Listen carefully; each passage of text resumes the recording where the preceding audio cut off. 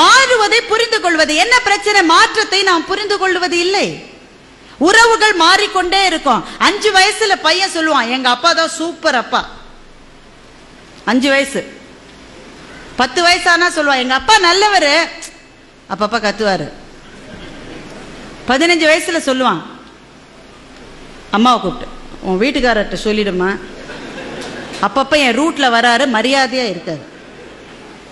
20 வயசானா பையன் சொல்லுவான், எப்படிமா இந்த ஆளை போய் நீ கல்யாணம் பண்ணிட்ட? அப்படின்னா பையனுக்கு 20 வயசுன்னு அர்த்தம். 30 வயசானா பையன் சொல்லுவான், சார் நான் எங்க அப்பாவோட பேசுறது இல்லை சார், நான் என்ன செஞ்சாலும் தப்புங்கிறார் சார், அவரோட நான் பேசுறது. அப்படின்னா பையனுக்கு எவ்வளவு வயசு? 30 வயசு.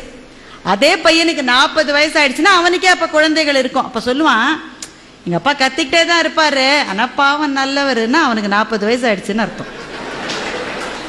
அவனுக்கே 50 வயசு ஆயிடுச்சுன்னா சொல்லுவான், அந்த வறுமையிலே எங்க அப்பா எங்களை எப்படி வளர்த்தார் தெரியுமா, மை டாடி இஸ் கிரேட்.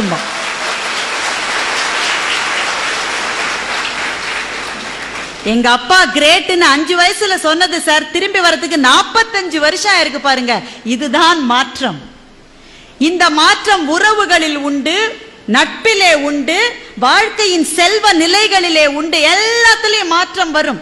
எந்த மாற்றம் வந்தாலும் நான் தொடர்ந்து பயணிப்பேன் யார் நிற்கிறார்களோ அவர்களுக்கு சோர்வு வருவதில்லை.